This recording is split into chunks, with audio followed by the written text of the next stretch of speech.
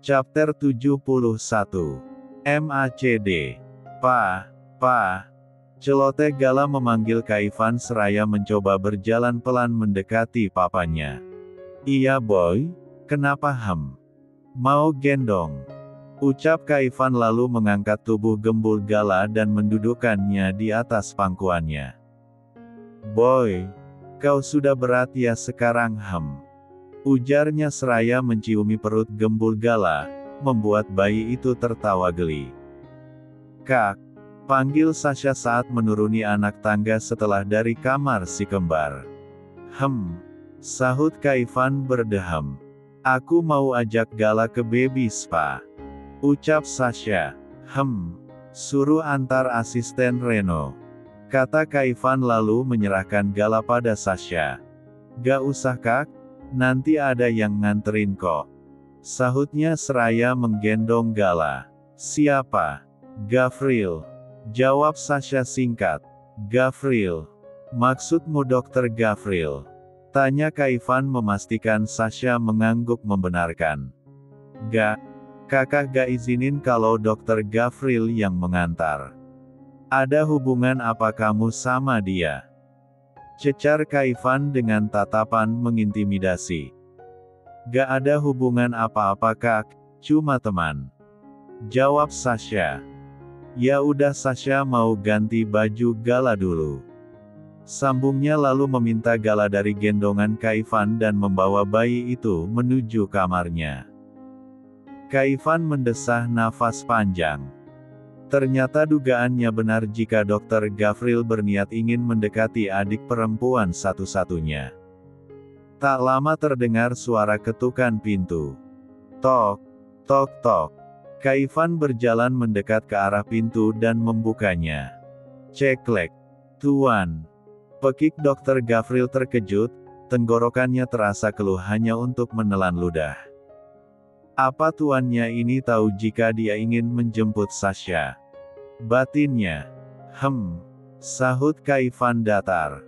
Kita bicara sebentar di ruang kerja saya. Perintah Kak Ivan dingin lalu berbalik badan meninggalkan Dokter Gavril. Dokter Gavril mengikutinya dari belakang. Kakinya terasa berat untuk melangkah. Takut jika Kak Ivan akan memenggal kepalanya sekarang jika berani berbuat macam-macam pada Sasha. Helaan nafas panjang keluar dari mulut Dokter Gavril. Ceklek. Kak Ivan masuk lebih dulu dan langsung duduk di kursi kerjanya.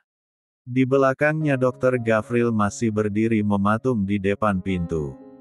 Duduk. Titah Kak Ivan tegas. Dokter Gavril mengangguk menurutinya. Kemudian ia duduk di sofa yang ada di ruang kerja Kak Ivan. Kak Ivan beranjak dari duduknya dan berjalan mendekati Dokter Gavril lalu duduk di sampingnya. Matanya menatap tajam ke arah dokter itu. Sudah siapkan nyawa berapa kau berani mendekati adik perempuanku? Tanya Kak Ivan dingin. Maaf tuan, saya lancang mendekati adik Anda. Saya sudah berani menaruh perasaan pada adik Anda sejak pandangan pertama. Ucap Dokter Gavril jujur, cek. Sok puitis. Gumam Kak Ivan lirih. Jaminan apa yang bisa kau berikan jika berani menyakiti Sasha?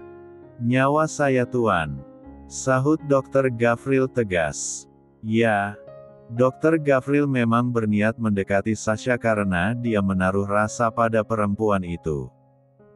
Tak peduli jika seluruh dunia menolaknya bahkan keluarganya ikut menentangnya tetap akan ia terabas. Selama perempuan itu mau dekat dengannya dan menerima cintanya ia berjanji tak akan menyakiti hatinya. Bahkan Dokter Gavril sudah memantapkan hati ingin meminang Sasha dan menjadikannya istri dalam waktu dekat. Apa yang kurang dari Dokter Gavril? Dia juga tampan dan kaya meskipun tak sekaya Kak Ivan. Tapi hartanya mampu menghidupi Sasha hingga masa tua. Kupegang ucapanmu.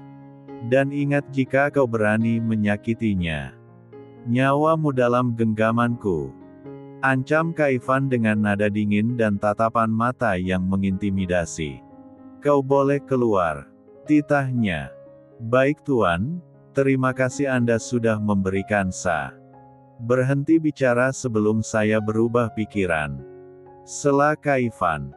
Mendengar itu sontak Dr. Gavril langsung membalikkan badannya dan segera keluar dari ruang kerja Kak Ivan. Di bawah ia sudah melihat Sasha sedang duduk di kursi tamu seraya memangku Gala.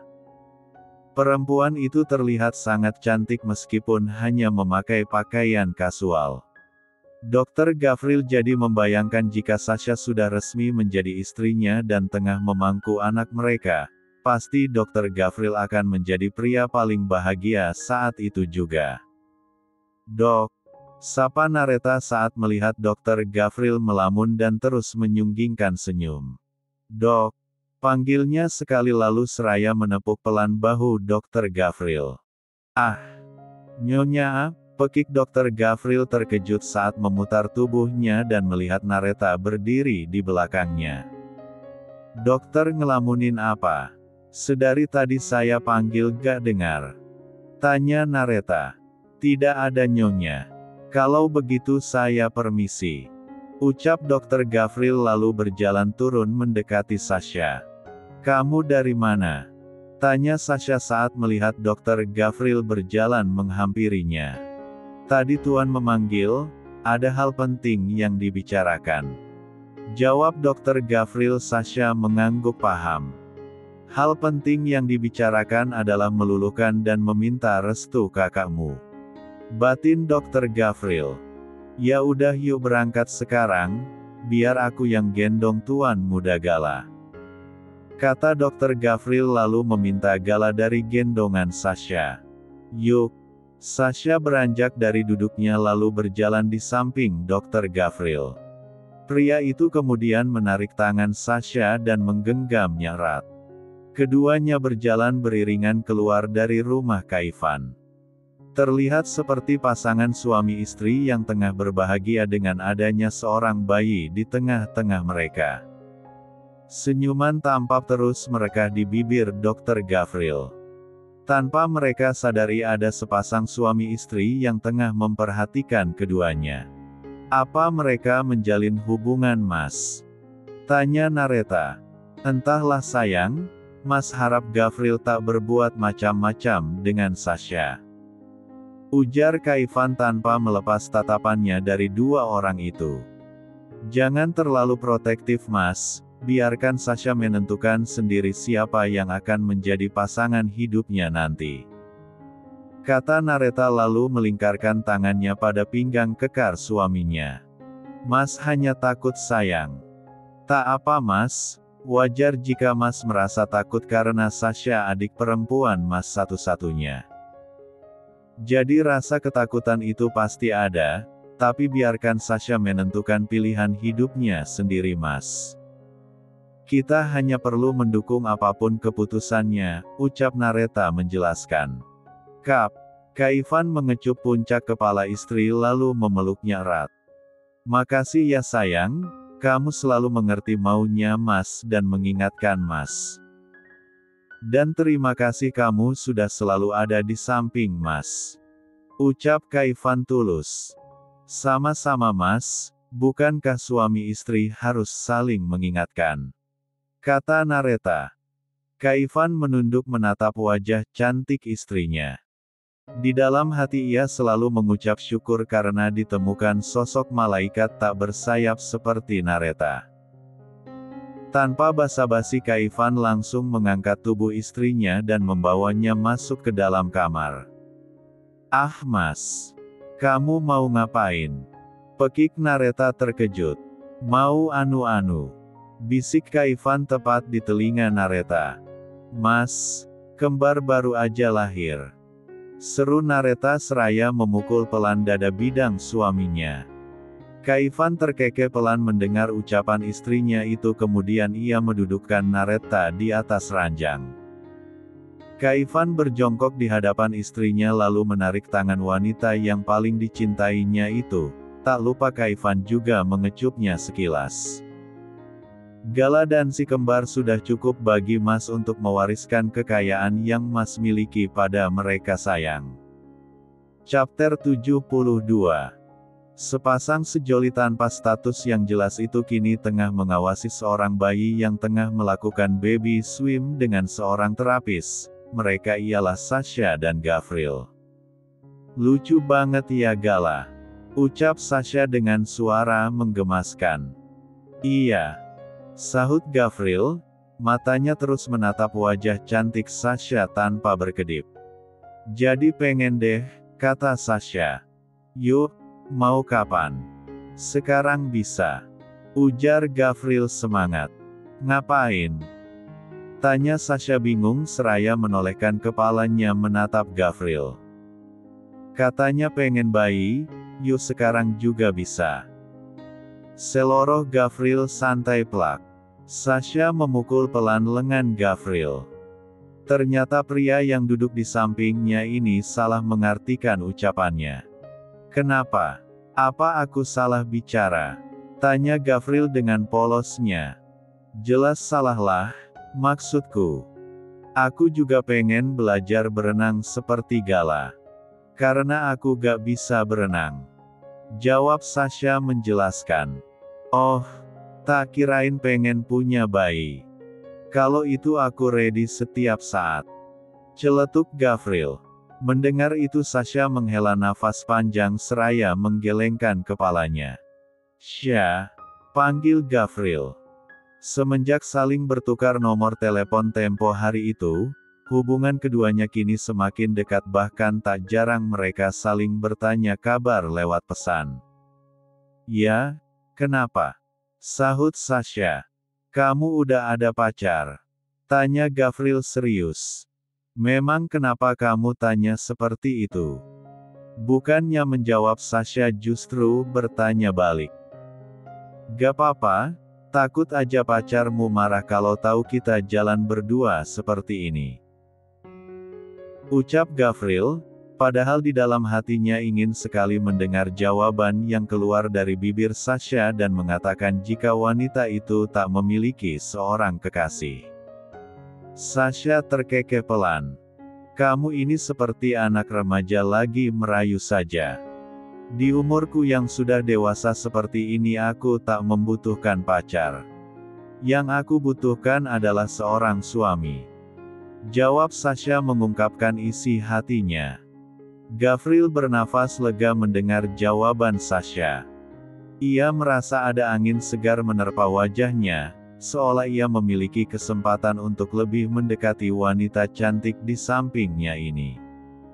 Kenapa kamu tanya hal seperti itu? Tanya Sasha penasaran. Tak ada, hanya bertanya saja. Sahut Gavril. Sasha menganggukkan kepalanya. Di sela obrolan mereka terapis yang menangani Gala datang menghampiri mereka seraya menggendong Gala. Permisi mbak, ini babynya sudah selesai spanya. Kata terapis tersebut sembari memberikan Gala pada Sasha. Ah, terima kasih ya mbak. Ucap Sasha lalu menggendong Gala. Ti. Celoteh Gala memanggil Sasha dengan sebutan, Auntie. Iya sayang, kenapa haus? Kata Sasha kemudian mengambilkan dot susu di tas bayi milik Gala. Kemudian memberikan dot itu pada Gala. Gav, tolong gendong Gala bentar. Aku mau bayar spanya yang tadi dulu. Ucap Sasha seraya hendak menyerahkan Gala pada Gavril. Aku aja yang bayar, kamu tunggu sini. Ujar Gavril lalu melangkahkan kakinya menuju kasir pembayaran. Setelah itu ia kembali menghampiri Sasha dan Gala. Yuk pulang, sepertinya tuan muda Gala sudah capek. Ajak Gavril menatap Gala yang hendak tertidur di gendongan Sasha. Sasha juga melirik ke arah Gala, dan benar saja bayi itu sudah memejamkan matanya tertidur. Ya udah yuk pulang. Gavril segera meraih tas bayi milik Gala dan membawanya di kediaman Kaivan. Pria itu terlihat wajahnya yang frustasi karena kerewelan bayi kembarnya. Pasalnya tadi dia meminta istrinya untuk istirahat sedangkan dia yang akan menjaga si kembar. Tapi lihatlah sekarang Zio dan Zia menangis bersamaan, papanya bingung ingin menenangkan yang mana dulu. Sayang-sayangnya papa, gantian ya. Papa gendong kakak Zio dulu nanti gantian Zia. Kata Kak Ivan seolah bayinya itu bisa mengerti akan ucapannya. Kemudian Kak Ivan mengangkat Zio dan menggendongnya, tapi saat akan mengangkat Zio tangannya tak sengaja menyentuh pampers Zio yang basah dan mengeluarkan bau tak sedap. Kak Ivan menahan nafas dan mual. Huek, boy kamu pup. Tanya Kak Ivan lalu kembali menaruh Zio di box bayi, membuat bayi itu menangis lagi. Sebentar boy, papa bangunkan mama dulu. Ucapnya lalu berjalan mendekati ranjang dan menepuk pelan lengan istrinya. Sayang bangun. Zio pup, mas gak bisa bersihinnya. Ujar Kak Ivan seraya menggoyangkan pelan tubuh Nareta. Apa mas? Tanya Nareta dengan suara serak khas bangun tidur. Bangun dulu sebentar, Zio pup tolong bersihkan. Setelah itu boleh tidur lagi. Kata Kak Ivan lembut. Nareta segera bangun dan beranjak dari ranjang, kakinya melangkah mendekati box bayi. Dia segera menggulung rambutnya ke atas hingga menampakkan L3 hernya yang putih. Kak Ivan yang melihat itu, berusaha menelan dahnya susah payah. Jemari milik Nareta yang tengah mengurai rambut panjangnya bagaikan gerakan slow motion yang terlihat begitu menggoda imannya. Sayang, jagoan mama pup ya. Mama bersihkan dulu ya.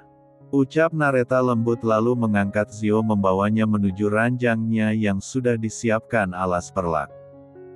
Nareta yang melihat suaminya hanya berdiam diri mematung lantas langsung menegurnya. Mas. Ya sayang, sahut Kak Ivan gelagapan terkejut. Itu Zia juga nangis, tolong kamu tenangin dulu. Riahta mau urus Zio bentar. Titah Nareta. Iya sayang, kemudian Kak Ivan mendekati box bayi dan langsung mengangkat baby Zia. Princess papa kenapa ucap Kak Ivan lembut. Dan lagi tangannya tak sengaja menyentuh pampers yang Zia kenakan. Sayang sepertinya Zia juga pup. Seru Kak Ivan. Tolong kamu yang bersihkan mas, pinta Nareta seraya mengganti diapers Zio dengan yang baru. Tapi sayang. Mas jangan cuma buatnya aja yang semangat. Ngurusinnya juga pakai semangat dong. Kak Ivan mendesah pelan. Ia langsung membaringkan baby Zia di samping baby Zio. Sayang, aku aja yang pakaikan Zio diapers. Sayang yang urus pupnya Zia. Kata Kak Ivan lirih. Jujur saja ia menahan agar tidak mual saat menggendong Zia tadi. Nareta memutar bola matanya kesal. Suaminya ini semangat sekali saat mengajaknya bercocok tanam tapi jika disuruh mengurus bayinya tidak ada semangatnya. Ya sudah sini biar Riahta yang urusin Zia, mas yang pakaikan diapers buat Zio. Nareta langsung bertukar posisi dengan suaminya dan menyerahkan diapers yang ia pegang tadi pada Kak Ivan. Kak Ivan segera memakaikan diapers itu pada Zio. Sedang Nareta juga segera membersihkan pup Zia dan menggantinya dengan yang baru. Tak sengaja mata Nareta melirik cara suaminya memakaikan diapers pada Zio. Mas. Pekiknya, kenapa sayang? Itu diapersnya kebalik. Kata Nareta seraya menepuk pelan dahinya. Udah bener gini kan? Yang salah apanya? Tanya Kak Ivan dengan polosnya. Itu. Aduh. Yang buat di bagian bawah kenapa ditarik sampai ke perut? Omel Nareta. Lah mas gak tahu sayang, Gak ada tulisannya kok. Kilahnya santai.